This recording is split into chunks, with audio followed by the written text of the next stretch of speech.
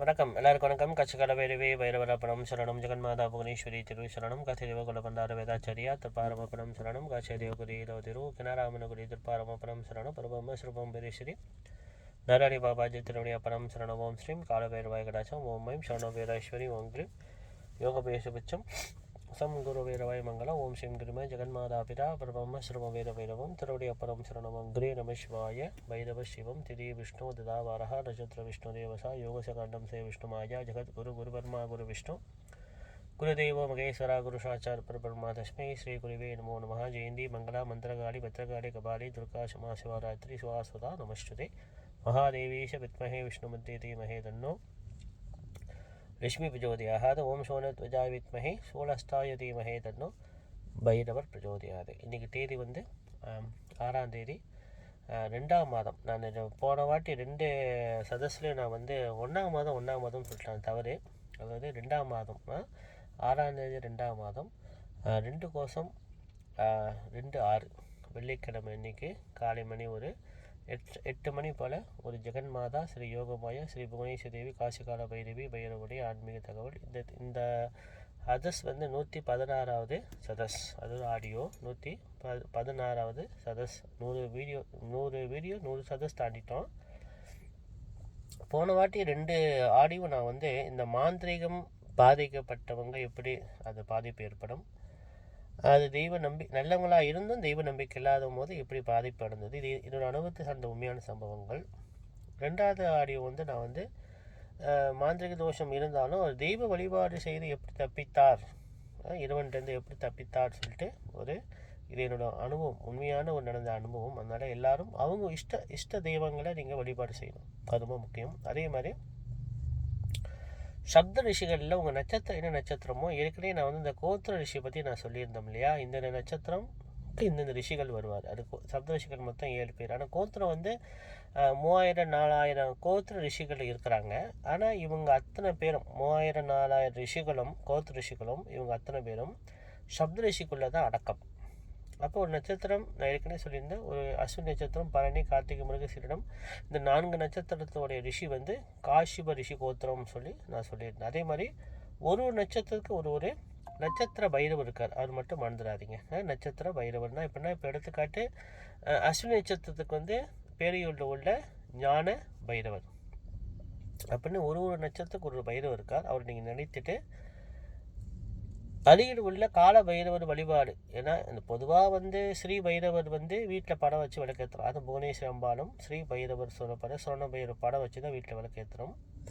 கோயிலில் வந்து ஒரு பைரவர் வச்சுருப்பாங்க. பொதுவாக வந்து வடுகநாத பைரவர் தான் வச்சுருப்பாங்க. பொதுவாகவே எல்லா கோயிலும் வடுகநாத பைரவர் தான் வச்சுருப்பாங்க. அப்போ அந்த பைரவர் வந்து நீங்கள் இப்போ எடுத்துக்காட்டு அஸ்வினி நட்சத்திரக்காரவங்க கோயிலுக்கு போகிறாங்க வச்சுங்களேன்.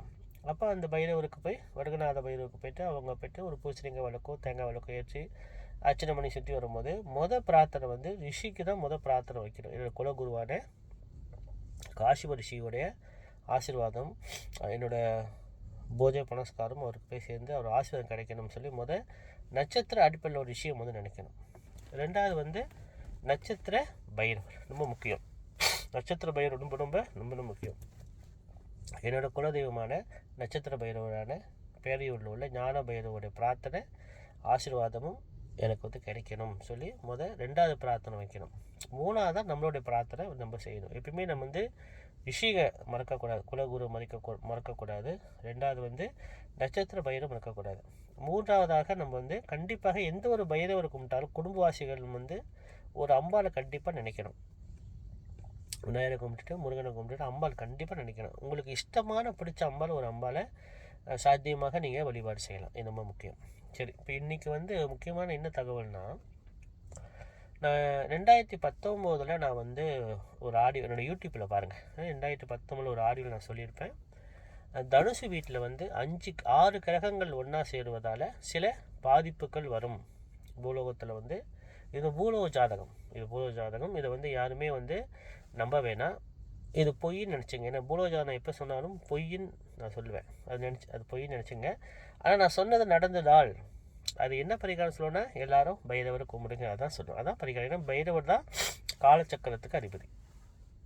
அதுதான் 9 நட்சத்திரத்துக்கும் 27 நட்சத்திரத்துக்கும் 60 வருஷத்துக்கும் 12 ராசிக்கும் 9 கிரகத்துக்கும் அவர் தான் ஆதி குரு, பரபிரம்ம குரு. அதனால் எப்பயுமே வந்து பைரவரை நீங்கள் வழிபாடு செய்யுங்கன்னு சொல்லுவேன். இப்போ வந்து என்ன ஒரு முக்கியமான விஷயம்னு சொன்னால், இந்த ஆண்டு வந்து 2019 நான் வந்து தனுசு வீட்டில் வந்து 6 கிரகங்கள் ஒன்றா சேர்ந்தது. அப்போ அதனால் அந்த ஒன்றா சேர்ந்த பிறகு அது வந்து முடக்கு சொல்லுவாங்க. எப்படின்னா ஜாதக கட்ட முடக்கு. இது வந்து 100 ஆண்டுக்கு ஒரு முறை நடக்கும். 100 ஆண்டுக்கு ஒரு முறை நடக்கும். நடக்கும்போது உலகத்தில் உள்ள எல்லா சுத்தப்படுத்தல் சொல்லுவாங்க. இது வந்து முடக்கு தோஷம் சொல்லுவாங்க. இந்த முடக்கு தோஷம் சொல்லுவாங்க. இது வந்து 100 ஆண்டுக்கு ஒரு முறை கண்டிப்பாக பூலோக ஜாதகத்தில் நடக்கும். ஆனால் இந்த ஆண்டு வந்து 2019 இந்த 5 கிரகங்கள் வந்து தனுசு வீட்டில் இருந்தது. அப்போ நான் பழைய ஆடியில் நான் சொல்லியிருப்பேன், இந்த மாதிரி ஏதாவது ஒரு பிரளயங்கள் வரலாம், ஏதாவது ஒரு வைரஸ் ஏதாவது நோய், வைரஸ் காய்ச்சல், இதனால் பூலோகமே முடங்கி இருக்கும். அதே மாதிரி நான் வர்றதுக்கு முன்னாலே சொல்லி என் குரூப்பில் உள்ளவங்களாம் வந்து அவ்வளோ நம்பலை, நம்பிக்கையானவங்க நம்பினாங்க, எல்லாரும் நம்பலை. அதே மாதிரி நடந்தது. அதுக்கு பிறகு நான் சொன்னேன், எல்லாரும் காலச்சக்கர அதிபதியான காலபைரவரை எல்லாரும் ஒரு பிரார்த்தனை வைக்கணும், வழிபாடு செய்யணும். அதே மாதிரி இந்த ஆண்டு நான் அப்பயே நான் சொல்லியிருந்தேன், 2020 2025 வரைக்கும் பூலோக ஜாதகம் அவ்வளோ நல்லா இல்லை. அதன் பேர் 2030 அது ஒரு பெரிய முடக்கு தோஷம் ஒரு வருஷம் வருது. அப்புறம் 2060 நான் இருப்பேன்னு தெரியல. இருந்தாலும் என்னோடய குடும்ப ஸ்டாருங்களாம் இருப்பாங்க, பிள்ளைங்களாம் இருப்பாங்க. இருந்தாலும் நான் எப்படி என் குடும்பம் நல்லா இருக்குன்னு எல்லாரும் என்னோடய குடும்பத்தார் தான். உலகத்தில் உள்ள எல்லா ஜீவராசிகளும் என்னோடய ரத்த சம்பந்தம் தான். எல்லோரும் நல்லா இருக்கணுக்காக இந்த ஒரு அறிகுறி நான் எப்பயுமே சொல்வேன். அதாவது 2020 2025 முடக்கு தோஷம், அடுத்து 2030 ஒரு வருஷம், 2060 ஒரு வருஷம். இதெல்லாம் வந்து பிரளயங்கள் நடக்க வேண்டிய ஒரு காலகட்டங்கள் வரும். இப்போ இந்த ஆண்டு வந்து நம்மளுக்கு 2025 இங்கிலீஷ் படி பறந்தாலும், ஆனால் தமிழ் சாஸ்திரம் நம்மளுக்கு என்ன பறக்கலை. 4ஆம் மாதம் நம்மளுக்கு வருஷ பருப்பு. ஆனால் 4ஆம் மாதம் 1ஆம் நம்மளுக்கு வருஷ பருப்பு.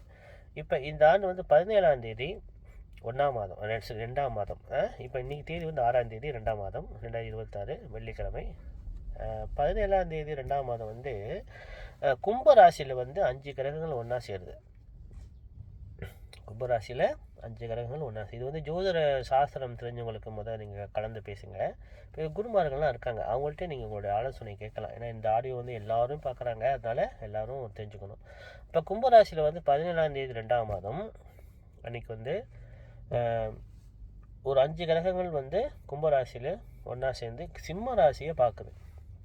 அப்போ நான் சொல்லியிருந்தேன் இல்லையா, சிம்ம ராசிக்காரங்களும் கும்பராசிக்காரங்களும் இந்த நல்லது இல்லை தான், கவனமாக தான் இருக்கணும். இருந்தாலும் நம்ம இந்த கிரான தோஷங்கள் நம்மளை தாக்கும் போது, இருட்டு தோஷம் நம்மளை தாக்கும் போது, இந்த ராசிக்காரவங்க 2 கும்பமும் சிம்மமும் நல்ல வழிபாடுகள், ஜபங்கள், பூஜைகள் மட்டும் செய்தாங்கன்னு சொன்னால் வாழ்க்கையில் பெரிய ஒரு அந்தஸ்தத்தை வந்து பிடிப்பாங்க. இது அனுபவத்தில் உண்மை. அதாவது திருப்பி சொல்கிறேன், இறைவன் வந்து நம்மளுக்கு எந்த ஒரு கெட்டதையும் படைக்கலை. இறைவன் நம்மளுக்கு வந்து வழி தான் கட்டியிருக்கார், எந்தெந்த நேரத்தை எந்தெந்த கிரகச்சாரத்தை நம்ம எப்படி பயன்படுத்தணும்னு சொல்லி.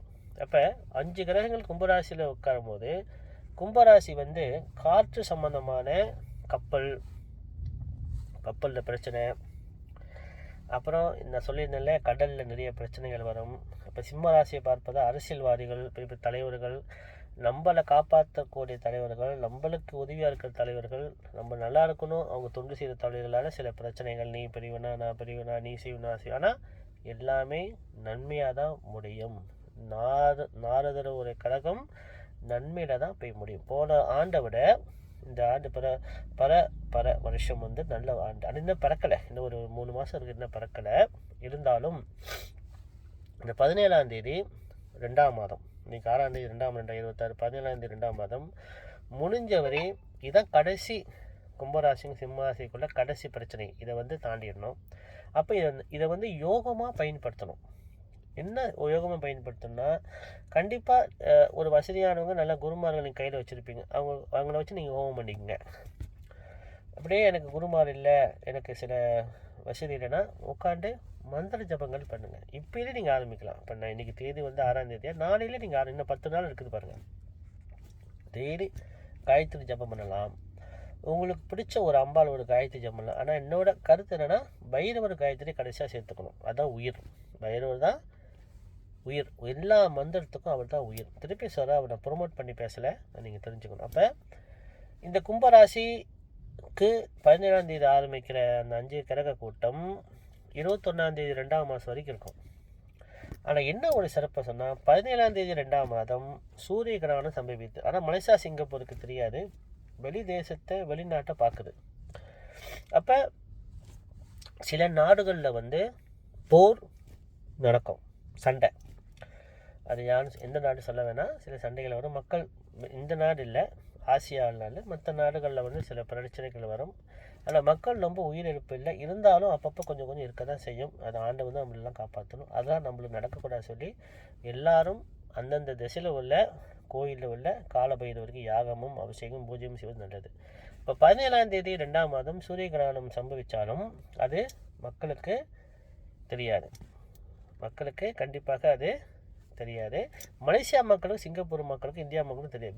வெளி தேசம், அது வெளிநாடு, கொஞ்சம் தள்ளி யூகே, அமெரிக்கா, இந்த மாதிரி அந்தலிக் கடல் இந்த மாதிரி இடங்களில் தான் இந்த கிரகணம் தெரியும். இருந்தாலும் இந்த கிரகண நேரத்தை நல்லா நம்ம பயன்படுத்திக்கணும். எந்த பூலோகத்தை ஒரு கிரகணம் பிடிக்கும் போது அன்றைக்கி சொல்கிற மந்திரத்துக்கு வலிமை அதிகம். இப்போ கண்டிப்பாக சூரிய கிரகணம் சம்பவிக்கும் போது மலேசியா கணக்குப்படி பார்த்தா பகலில் தான் ஆரம்பிக்கும், 12 மணிக்கு மேலே தான் ஆரம்பிக்கும் சூரிய கிரகணம் எப்பயுமே.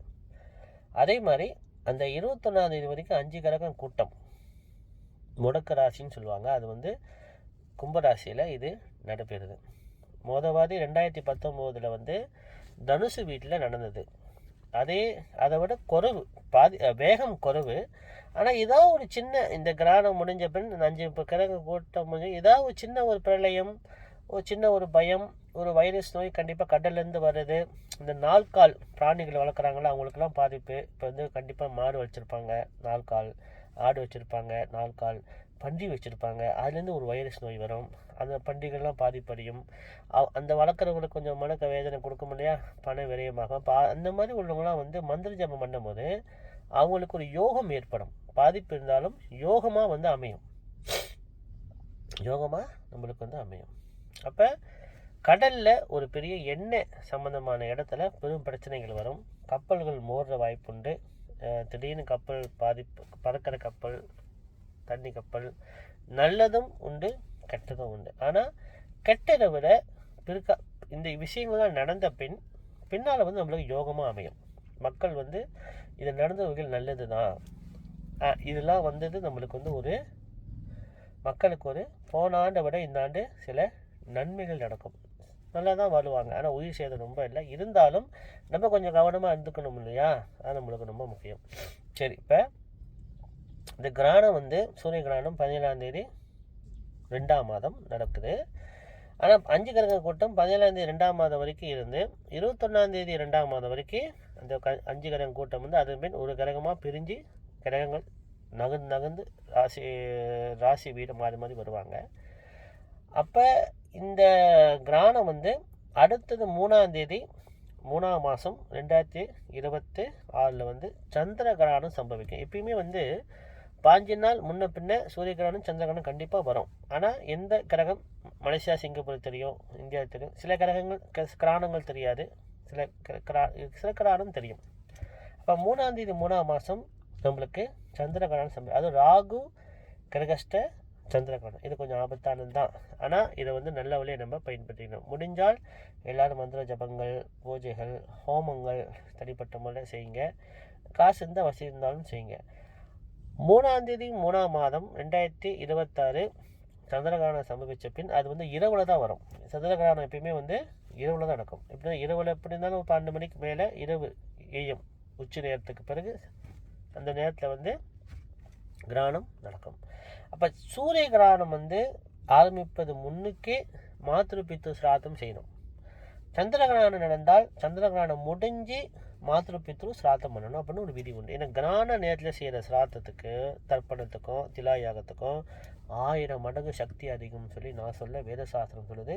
இந்த நேரத்தை வந்து மாந்திரிக சாஸ்திரம் தெரிஞ்சவங்க வந்து இந்த நேரத்தில் மந்திர சித்தி ஏற்படுத்திக்குவாங்க. ஒரு மந்திரத்தை ஒரே நாள் சித்தி போடுவாங்க. ஏன்னா ஒரு மூல மந்திரத்தை வந்து ஒருத்தவங்க 48 நாள் ஒரு மண்டலம் டெய்லி 1008 முறை சொல்லி ஜபம் பண்ணாதான் அதுக்கு உயிர் பெறும். ஆனால் இந்த கிரான நேரத்தை மட்டும் மந்திரவாதிகள், மந்திர சாஸ்திரம் தெரிஞ்சவங்க, உபாசனை பெற்றவங்க, மந்திர தீட்சை பெற்றவங்களாம் இந்த நேரத்தை ஒரே நாள் 2 மணி நேரம் உயிர் பெறும். அந்த காலத்து கிரான நேரத்தை எப்படி டெஸ்ட் பண்ணுவாங்கன்னா, அந்த காலத்தில் இந்த இடிக்கல் வச்சுருப்பாங்க இல்லையா, கருங்காலி கட்டையில் செஞ்சு வச்சுருப்பாங்க. இந்த மாவுலாம் இடிப்பாங்க, பெரிய குழவி கல் சொல்லுவாங்க.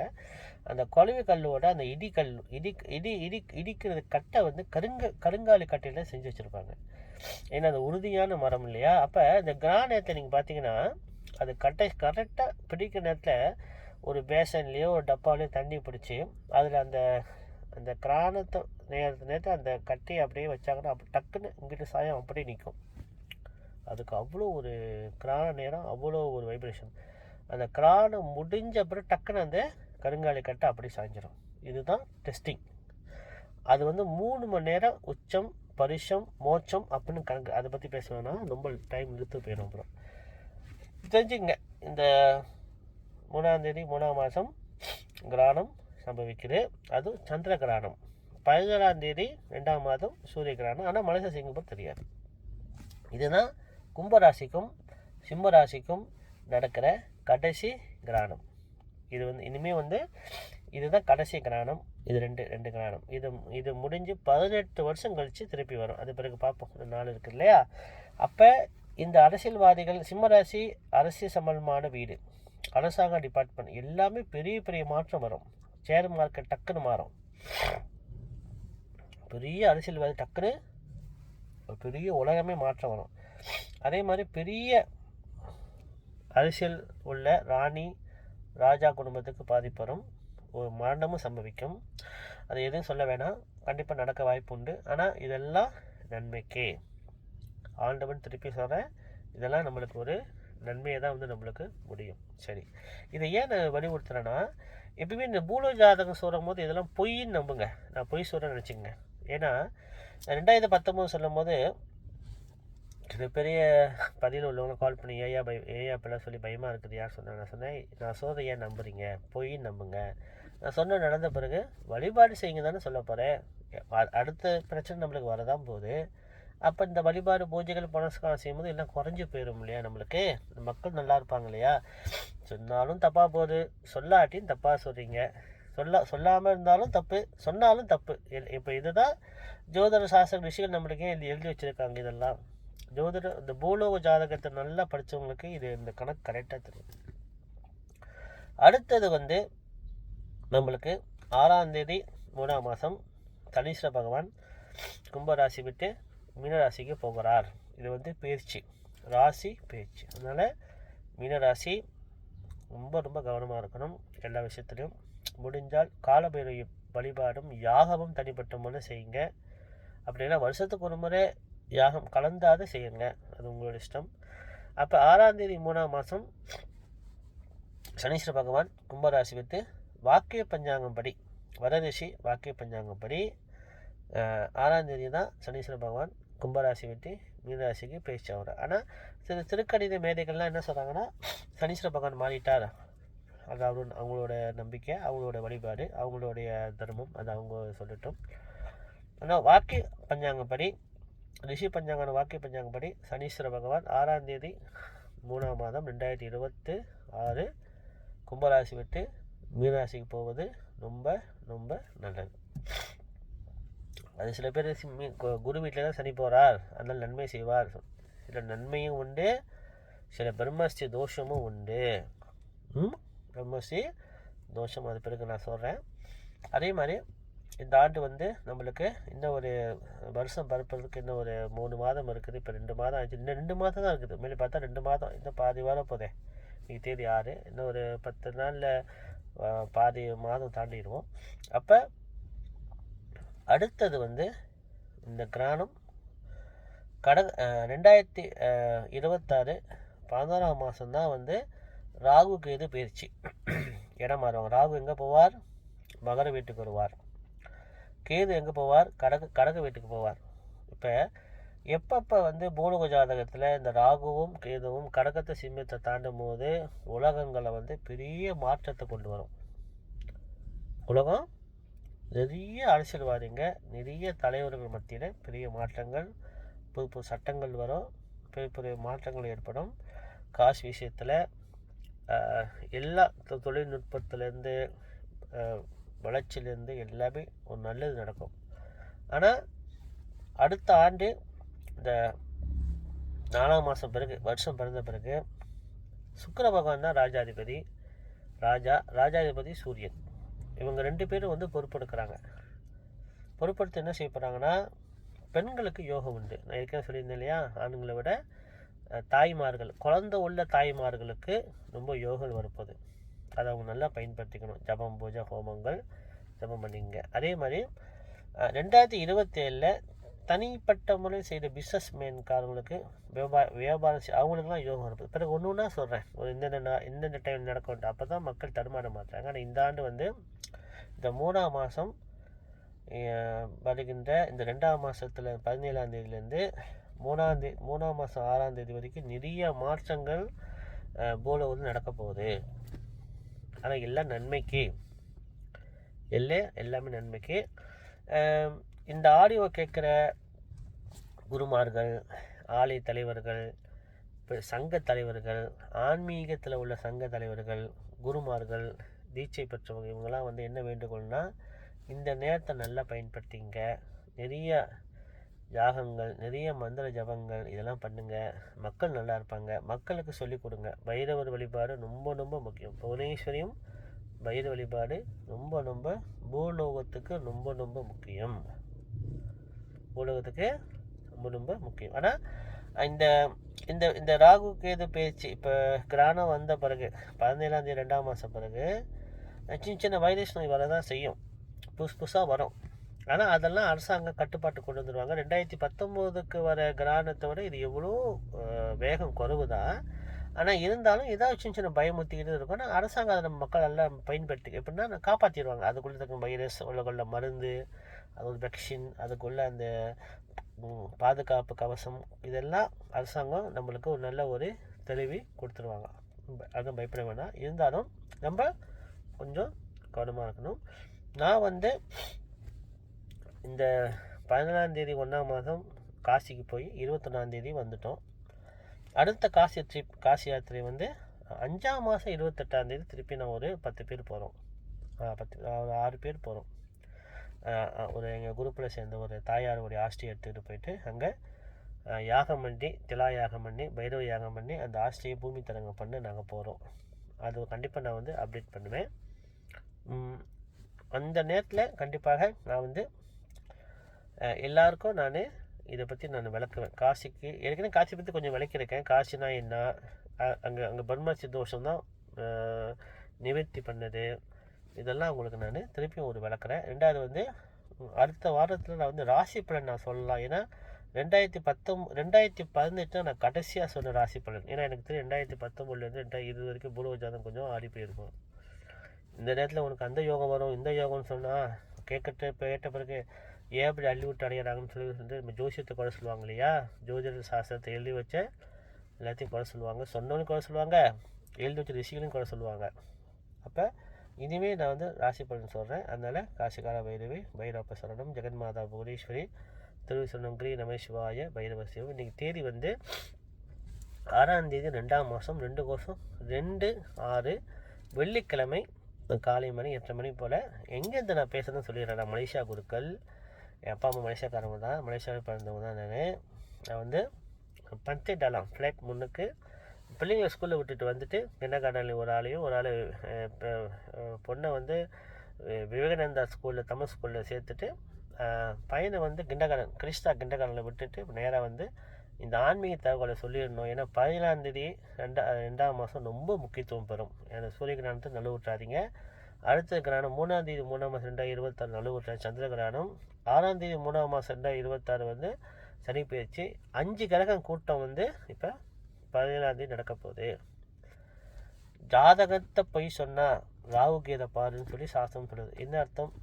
கிரகணத்தை பாரு, முன்கூட்டியே நாங்கள் சொல்கிறோம் இல்லையா, இது வந்து நடக்க போகுதுன்ட்டு கிரகணம். அது நடக்குது தானே, எங்களுக்கு எந்த ஒரு சயின்ஸும் இல்லையே, எந்த ஒரு பைனாகுலர் எதுவுமே கிடையாது. இருந்தாலும் நாங்கள் எது கணிச்சு ரிஷிகள்னு இந்த கணிப்பு வந்து 100 ஆண்டு முன்னுக்கு எழுதி வச்சுருக்காங்களே ஞானத்தில்.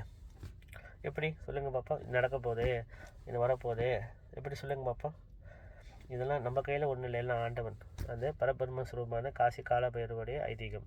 காசி கால பைரவி பைரப்ப சரணம் ஜெகன்மாதா புவனேஸ்வரி திரேசன ஓம் கிரீம் நம சிவாய பைரவ சிவம்.